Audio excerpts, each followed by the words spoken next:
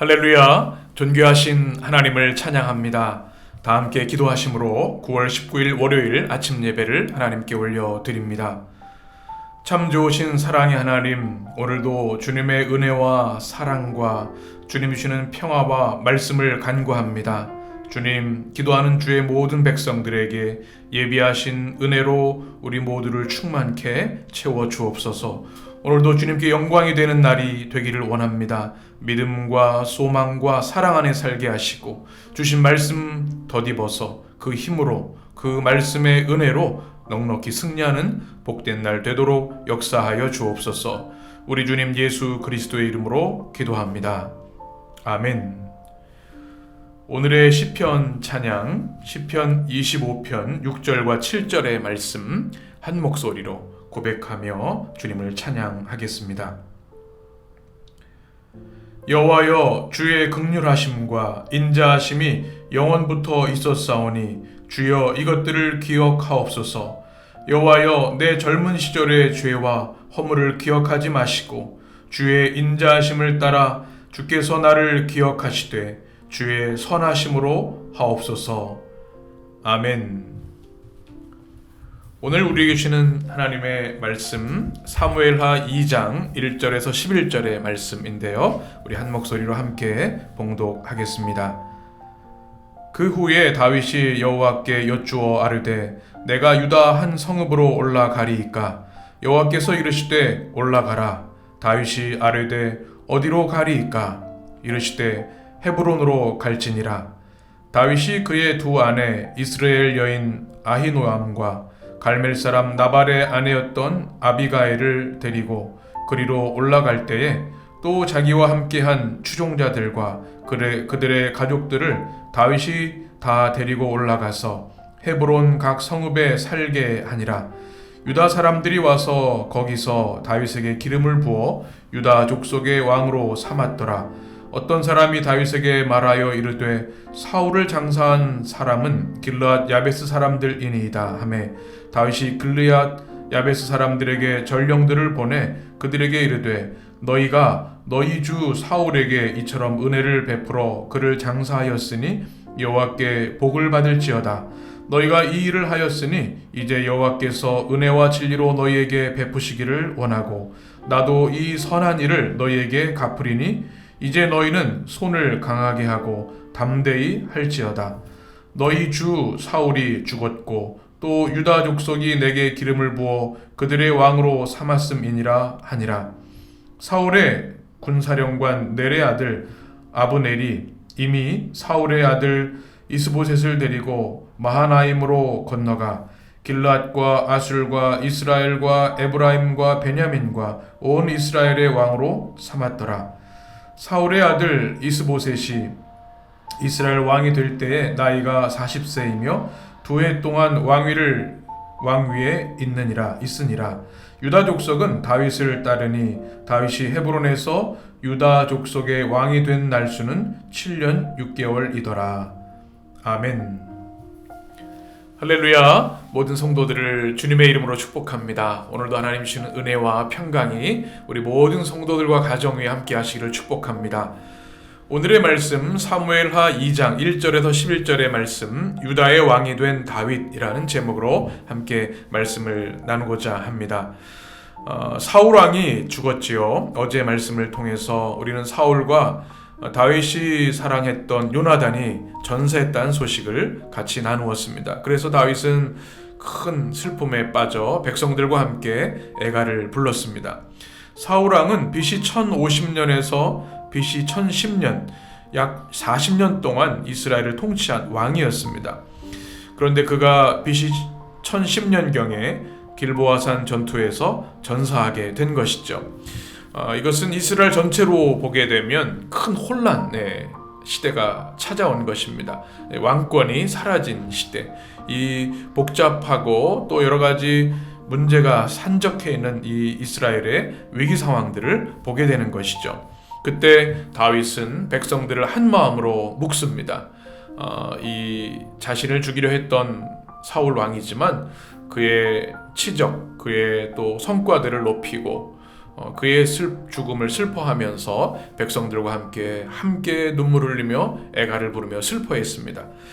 그리고 나서 이제 다윗은 왕이 될 준비를 하고 하나님의 인도하심을 구합니다. 오늘 1절 말씀, 오늘 말씀에서 굉장히 중요한 말씀인데요. 같이 한 목소리로 읽겠습니다.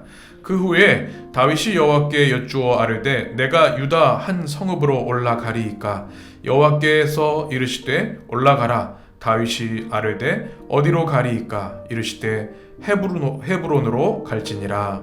아멘. 사울이 죽고 그의 죽음을 애도한 이후에 다윗이 한 첫 번째 행동은 하나님께 기도하는 것이었습니다. 여호와께 여쭈어 아뢰되 아마 그의 숙적이었던 사울이 죽었을 때 이제 내가 조급한 마음으로 왕이 될 것이다. 이제 내가 모든 것을 이 나라를 장악할 것이다. 그런 인간적인 욕심, 탐욕이 앞선 것이 아니라 다윗은 하나님께 묻는 것을 가장 먼저 했습니다. 이것은 사울 왕과 대조적인 모습이죠. 사울이 자신의 욕심 또 권력에 대한 의지만을 붙잡고 있었고 하나님께 묻지 아니하고 불순종했던 그의 말로를 우리는 기억을 합니다. 그러나 다윗은 주님께 철저히 묻습니다. 여호와께 여짜와, 이것이 샤할이라는 단어입니다. 묻는다라는 뜻이죠. 매사에 하나님께 모든 것을 묻는 이 다윗의 기도의 영성, 우리가 꼭 본받아야 할 모습이라고 생각이 됩니다. 무엇을 묻는가 하면 내가 유다 한 성읍으로 올라가리이까. 지금 다윗은 블레셋의 시글락에 거주하고 있습니다. 망명 중인 상태이죠. 그때 이제 이 전투에서 사울과 요나단이 전사한 건데요. 이제 하나님, 제가 유다 땅으로 돌아가는 것이 맞겠습니까? 인간적인 욕심, 계획이 아니라 하나님께 정중하게, 겸손하게 묻습니다. 그때 여호와께서 어떻게 말씀하십니까? 올라가라, 이제 때가 되었다 말씀하신 거죠. 그때 다윗이 한 번 더 묻습니다. 그러면 하나님, 어디로 가야 하겠습니까? 그때 주님께서 헤브론으로 갈지니라, 이렇게 말씀해 주십니다. 헤브론은 예루살렘 남서쪽 약 30km 지점에 있는 도시인데요. 해발 약 900m 정도 되는 높은 지역입니다. 팔레스타인 남부에서 가장 높은 지역입니다. 그래서 견고한 성읍이 있는 땅인데요. 하나님께서 이제 새로 시작될 이스라엘 왕국, 이스라엘 나라의 수도로 이 헤브론을 명령해 주십니다. 그곳으로 가라. 그래서 다윗은 그곳에 7년 동안 다윗 왕국을 세우게 되고 헤브론을 수도로 삼게 되는 것이죠. 여기서 우리가 기억할 것이 있습니다. 바로 이렇게 다윗이 움직이는 것, 말씀드린 것처럼 사울 왕이 죽었습니다. 이게 무정부 상태가 되는 거죠. 굉장히 혼란스럽고 여러 가지 군사적인 갈등들이 생길 수 있는 상황인데요. 이때 다윗은 하나님께 묻습니다. 주님, 제가 어떻게 해야 되겠습니까? 유다로 돌아가야겠습니까? 그때 하나님께서 헤브론으로 가라 말씀해 주셨죠. 이것은 장소의 이동의 의미를 넘어서 군사적 의미도 있고 또 하나님이 세우시는 나라에 대한 순종함이 담겨 있습니다. 이 대혼란의 시대에 다윗은 하나님께 겸손히 묻고 하나님의 뜻에 순종하는 이 아름다운 모습을 우리는 꼭 기억해야 하겠습니다. 그리고 2절에 보면 두 아내를 데리고 갑니다. 이스라엘의 여인 아히노암입니다. 이것은 유다 지역이죠. 이 이스라엘이라고 하는 것은 유다의 아주 구름 그런 지대인데 바로 이스라엘 유다 출신인 이 아히노암을 데리고 갑니다. 또 갈멜 사람 나발의 아내였던 아비가일을 데리고 갑니다. 두 아내 중에 한 사람인데 이 아비가일은 나발의 아내였죠. 나발이 죽은 후에 이제 아내가 되게 되는데 갈멜 사람이다. 성경에 기록합니다. 유대 헤브론 근처에 있는 지역입니다. 그러니까 유다 출신의 아내들을 같이 동행해서 내려갑니다. 그리고 3절에 보면 자기와 함께한 추종자들과 그들의 가족들을 다윗이 다 데리고 갔다. 헤브론에 갈 때 혼자 간 것이 아니라 추종자들이 있었습니다. 다윗의 가족뿐만 아니라 다윗이 정말 그 위험한 망명생활, 도망의 생활 가운데도 함께했던 동고동락했던 600여 명의 추종자들이 있었는데 그들과 그들의 가족과 함께 헤브론에 가서 이제 살기 시작합니다. 이제 다윗이 한 나라를 다시 시작하는 출발이라고 볼 수 있겠죠. 자신의 사람들을 잘 보호하고 또 같이 동행하는 모습이 어떤 나라의 지도자로서 품격 있는 모습으로 보여집니다. 그때 유다 사람들이 옵니다. 4절에 보면 유다 사람들이 와서 거기서 다윗에게 기름을 부어 유다 족속의 왕으로 삼았더라, 이렇게 말씀합니다. 유다 사람들이라고 하는 말씀 기록되어 있는데 여기서는 유다 출신의 사람들이라는 뜻이라기보다는 유다를 대표하는 장로, 제사장들을 말합니다. 그들이 이제 사울이 죽었다는 이야기를 듣고 또 다윗을 이제 왕으로 기름 붓기 위해서 온 것이죠. 이 장면을 한번 떠올려 보면 다윗에게는 감격의 장면이었을 겁니다. 사무엘이 15년 전에 다윗에게 기름을 부었죠. 15년 만에 이제 유다의 왕이 된 것입니다. 참 기가 막힌 많은 사건들, 어려움 속에서도 하나님께서 인도해 주시고 결국 유다의 왕으로 기름 부어 주시는 장면을 오늘 성경을 통해서 우리는 보게 됩니다. 그리고 또 한 가지 중요한 사람들이 등장합니다. 어떤 사람이 다윗에게 말해서 4절 후반절에 보면 사울을 장사한 사람은 길르앗 야베스 사람들이니이다, 이렇게 이야기를 합니다. 길르앗 야베스 사람들, 사울의 최측근이었고 사울에게 충성스러운 사람들이었겠죠. 그래서 사울의 마지막을 지킨 사람들, 사울을 장사한 장례를 잘 치른 사람들입니다. 이 사람들이 다윗이 이제 헤브론으로 왔겠다는 얘기를 듣고 어떤 마음이 들었을까요? 아마 두려운 마음이 들었을 겁니다. 사울의 최측근이었기 때문에 다윗을 향한 두려움이 있었을 텐데요.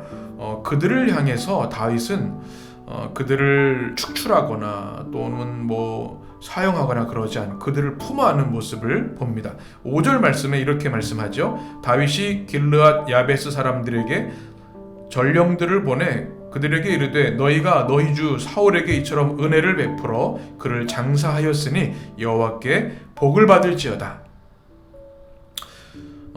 다윗을 죽이려 했던 사울 왕이었지만 하나님이 기름 부어 세우신 이스라엘의 왕이었기 때문에 그들을 잘 섬긴 그들의 치적을 인정해 주면서 하나님께서 너희들에게 복 주시길 바란다, 전령을 통해 전달하는 것이죠. 그리고 6절에 보면 여호와께서 은혜와 진리를 너에게 베푸시기를 원한다. 너희들이 행한 그 선한 일들, 장례를 잘 치르고 충성스럽게 충성한 일들을 주님께서 갚아주시길 원한다. 그리고 7절에 이렇게 말씀합니다. 우리 7절을 같이 읽습니다. 이제 너희는 손을 강하게 하고 담대히 할지어다. 너희 주 사울이 죽었고 또 유다 족속이 내게 기름을 부어 그들의 왕으로 삼았음이니라 하니라. 아멘. 이 말씀을 보게 되면 이제 그들에게 격려하죠. 두려워하지 말라. 내가 너희들을 보호할 것이다. 너희를 해하거나 또 너희를 징계하지 않을 것이다. 그러니 손을 강하게 하고 담대히 할지어다 말씀하고 있습니다. 그러나 너희의 주, 너희가 왕으로 섬기던 사울이 죽었다. 이제 유다 족속이 내게 기름을 부어 새로운 왕으로 삼았다. 그러니 이제는 사울이 아닌 나를 따르고 나를 통하여 하나님의 나라를 완성해 가자, 이렇게 다윗이 말하고 있는 것이죠. 이렇게 다윗이 유다의 왕으로 등극하는 이 과정을 보면서 다윗의 이 신앙 인격 또 성품을 생각하게 됩니다. 하나님께 모든 것을 묻는 기도의 자세, 그리고 자신의 적으로 간주할 수 있는 사람들을 포용하고 자신의 어떤 부하로 받아들이는 이 넓은 아량을 보게 됩니다. 오늘 말씀 특별히 매일 성경 교재 76쪽에 보게 되면 1절 4절의 말씀, 이 다윗의 기도의 모습을 이렇게 소개해주고 있습니다. 확실한 길도 하나님께 묻고 하나님이 이끄시는 대로 가야 합니다. 다윗을 위협하던 사울이 죽었으니 다윗은 더 이상 블레셋에 시글락에 머물 이유가 없었습니다. 시글락에 머물면서도 전리품을 유다 장로들에게 보내며 왕이 될 때를 준비해 왔으니 유다로 가는 것은 당연했습니다. 그럼에도 불구하고 다윗은 하나님께 묻고 하나님의 결정을 기다렸습니다. 자기가 생각하고 준비해온 것과 다르게 말씀하시면 더 기다려야 하거나 그간의 수고가 수포로 돌아간다 해도 따를 작정이었습니다. 이에 하나님은 그를 헤브론으로 보내시고 그곳에서 유다 사람들의 지시 속에 기름 부음을 받아 유다의 왕이 되게 하셨습니다. 그 무엇보다 하나님의 뜻을 따라 살기를 소망하는 것, 이것이 하나님을 삶의 주인이자 인생의 주어로 모신 사람의 태도입니다. 아멘. 이 다윗의 모습, 이 말씀이 여러분에게도 우리 믿음의 삶을 살아가는 좋은 지표가 되었으면 좋겠습니다. 매사에 하나님께 묻는 것, 나의 생각, 나의 욕심, 나의 계획이 앞서지 않고 하나님 어떻게 하길 원하십니까? 하나님 제가 무엇을 해야 할까요? 주님께서 가르쳐 주십시오. 기도하고 주님의 응답을 기다리며 그 말씀에 순종하는 것, 이것이 우리 믿음의 사람들의, 하나님 백성들의 모습이 되어야 하는 줄 믿습니다. 다윗은 자신의 정권을 향한 욕심이 아니라 하나님의 기름 부으심의 뜻을 이루기 위해서 정중하게 하나님께 묻고 또 순종하며 또 적들까지도 포용하는 이 아름다운 영성을 가졌습니다. 우리에게도 이 아량이 넓은 또 깊은 믿음의 사람들의 영성과 포용, 또 기도의 영성이 있어야 할 줄 믿습니다. 이제 8절부터 마지막 절까지는 이스봇에 대한 이야기, 또 유다에 대한 이야기, 북이스라엘과 남유다의 그 통치 분할에 대한 말씀입니다. 8절에 보면 사울의 군사령관 넬의 아들 아브넬이 이미 사울의 아들 이스보셋을 데리고 마하나임으로 건너가, 이렇게 말씀하고 있습니다. 아브넬은 사울의 사촌이었고요. 아비엘이 그들의 조부였습니다. 군사령관의 지위에 있었고요. 사울 왕국의 제2인자였습니다. 어떻게 보면 실세였죠. 그에 비하면 이스보셋, 사울의 아들, 왕이죠. 왕위 계승자였던 왕자 이스보셋은 굉장히 연약했던 것 같습니다. 그 이름, 이스보셋이라는 이름 자체가 부끄러운 사람, 또 발의 사람, 이런 에스발이라는 이름으로 불리기도 했습니다. 사울의 넷째 아들이었던 이 이스보셋이 좀 힘이 없고 좀 불분명하고 하나님을 경외하는 믿음이 아니라 이것저것에 끌려다니는, 또 우상을 바라보는 그런 사람이었던 것을 이름을 통해 우리가 알 수 있습니다.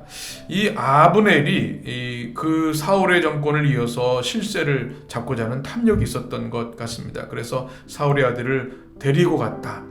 그것은 이 성경 연대를 보면 압송했다라는 의미도 가지고 있습니다. 마하나임으로 가서 거기서 이스라엘의 왕으로 삼습니다. 그래서 10절에 보면 이렇게 이스보셋의 이스라엘과 다윗의 유다, 이렇게 분할 통치가 되는 상황들을 오늘 성경은 우리에게 보여주고 있습니다.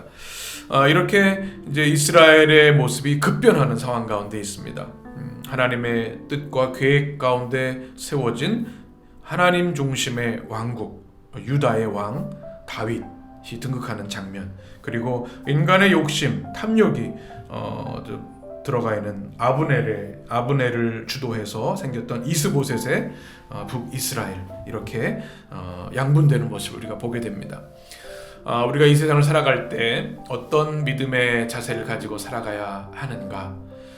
다윗의 모습, 이 모습이 우리에게 도전이 되는 줄 믿습니다. 하나님께 겸손하게 묻고 기도하는 기도의 모습, 또 많은 이들을 포용하는 넓은 포용의 모습, 이것이 우리들의 모습이 되었으면 좋겠습니다. 그래서 우리가 살아가는 모습이 하나님께 기쁨이 되고 영광이 되고, 또 많은 사람들에게 하나님의 은혜를 흘려보낼 수 있는 축복의 통로로서 살아가는 우리 모든 성도들이 되시기를 우리 주님의 이름으로 간절히 축원합니다. 기도하겠습니다. 좋으신 하나님, 오늘 말씀을 통하여 다윗의 이야기를 듣게 하시니 감사합니다. 하나님, 자신의 좋은 기회를 자신의 욕심을 성취하는 기회로 삼지 아니하고 하나님의 뜻을 겸손히 물었던 이 다윗의 모습이 우리들의 모습이 되기를 원합니다. 하나님 매사에 하나님 어떻게 하기를 원하십니까? 어디로 가기를 원하십니까? 물었던 이 다윗처럼 우리에게도 하나님께 묻는, 그리고 하나님의 결정을 기다리는 기도의 사람, 순종의 사람 되도록 역사하여 주시옵소서. 또한 많은 이들과의 관계를 통해서 평화를 만들어가는 다윗의 모습을 배우기를 원합니다. 오해를 풀고 두려움을 제거하고 관계를 개선하는 포용의 영성이 우리 가운데 있어서 오늘 하루를 살아갈 때 하나님의 품을 가지고 많은 이들을 품어 안아주고 또 손잡아주는 축복의 삶을 살도록 역사하여 주옵소서. 이 한 날도 우리 모든 성도들을 지켜주시고 기도하는 제목들 위해 응답하여 주시고 주의 성령께서 친히 동행하여 주옵소서. 우리 주님 예수 그리스도의 이름으로 기도합니다. 아멘. 주님의 기도로 아침 예배를 마칩니다. 하늘에 계신 우리 아버지여, 이름이 거룩히 여김을 받으시오며 나라의 임하옵시며 뜻이 하늘에서 이룬 것 같이 땅에서도 이루어지이다. 오늘날 우리에게 일용할 양식을 주옵시고 우리가 우리에게 죄 지은 자를 사하여 준 것 같이 우리 죄를 사하여 주옵시고 우리를 시험에 들게 하지 마옵시고 다만 악에서 구하옵소서. 나라와 권세와 영광이 아버지께 영원히 있사옵나이다. 아멘.